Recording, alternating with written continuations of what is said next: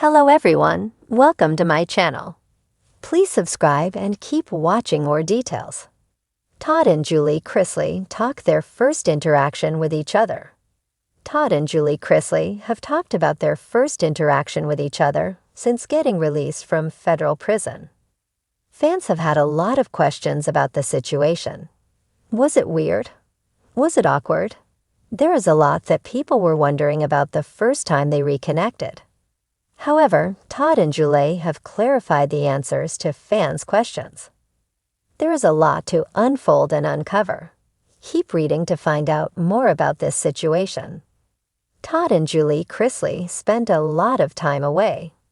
Todd and Julie Chrisley were incarcerated for 28 months. This is how long they also went without seeing each other. They were in federal prison for tax evasion and fraud. However, they still deny doing anything wrong. Donald Trump pardoned them recently, and they were able to come home. This was huge news for their family.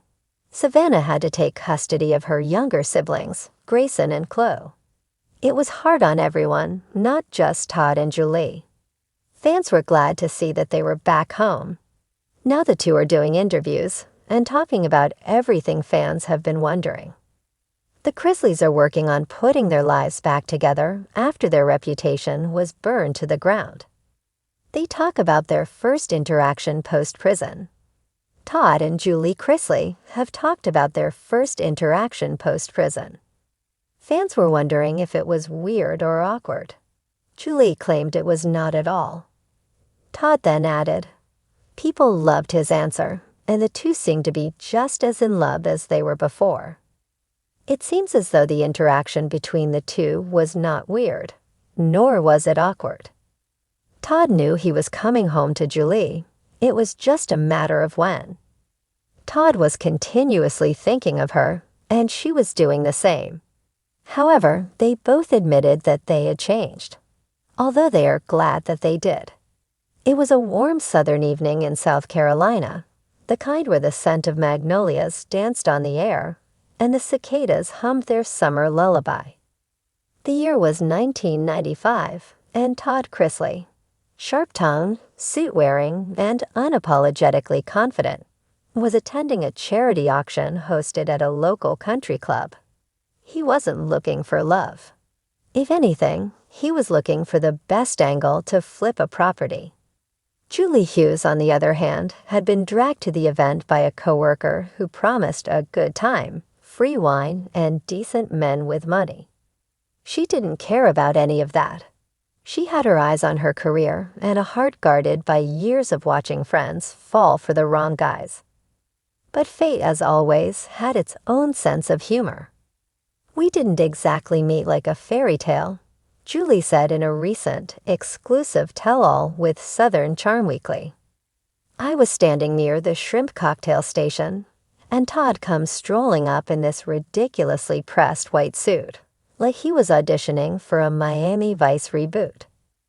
I still say I looked good," Todd cut in with a smirk during the same interview, seated beside Julie on their plush living room couch, his hand wrapped tightly around hers. "I was the best-dressed man there, and you noticed." Julie rolled her eyes but smiled. "I noticed because you were loud. You were arguing with a woman over a bid on a signed football." "I wasn't arguing," Todd insisted. "I was simply making a persuasive case about why I deserved that football more than a woman who didn't even know who Joe Namath was." Julie chuckled. "And then you bumped into me, spilled cocktail sauce right on my blouse." Todd leaned back with dramatic flair. "Guilty. But let's not forget that you told me, 'Watch where you're going, GQ.' And right then, I knew you were special." Julie blushed at the memory. "I was mortified. I just met this obnoxious, too handsome for his own good man, and he ruined my outfit. But then he did something unexpected." Todd grinned, his eyes softening. "I offered to buy her a new shirt. She said no. So naturally, I offered to buy her 12, and dinner, and dessert, and possibly a small vacation to the Bahamas. Julie laughed out loud. You did. And I said no to all of it, except the dinner. I don't know why, but something about the way you looked at me. Like you already knew we were going to be something. I did know, Todd said. It was like I'd met my match. You didn't care about money or appearances. You had fire. You had grace. And Lord, you had the prettiest eyes I'd ever seen. That night, over a dinner of grilled salmon and sweet tea at a quiet cafe down the road, the conversation flowed like they'd known each other for years. Todd, typically the loudest man in the room, found himself listening more than talking. Julie spoke about her dreams of family, stability, and building a life that felt like home. Todd, who'd already made a name for himself in real estate, opened up about his humble beginnings and his deep-rooted need to protect the people he loved. She made me vulnerable, Todd said. That was rare for me. I built my world with walls and sarcasm, but she saw through all that. She still does. Julie nodded thoughtfully.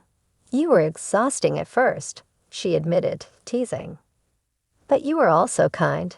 You called your mom from the table just to say goodnight. You asked about my family. You remembered details. I couldn't ignore the heart under all that glitter. They dated quietly, cautiously. Todd's life was fast-paced and Julie, grounded and introverted, wasn't used to the whirlwind.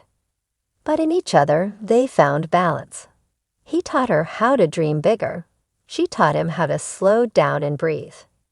The first time I brought him to church with me, Julie said, he wore a velvet blazer and brought a donation envelope filled with crisp hundreds. I told him that God doesn't care about velvet. Todd shrugged. I figured if I was going to meet Jesus, I might as well look fabulous. Within a year, they were engaged. Their wedding was elegant but intimate, filled with close friends, tearful vows, and an embarrassing number of pictures of Todd fixing his pocket square. We've had a lot of ups and downs since then, Julie acknowledged. More than most people know. But that night at that shrimp cocktail table, that was the start of everything.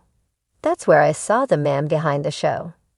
And I saw the woman who would keep me grounded, Todd added.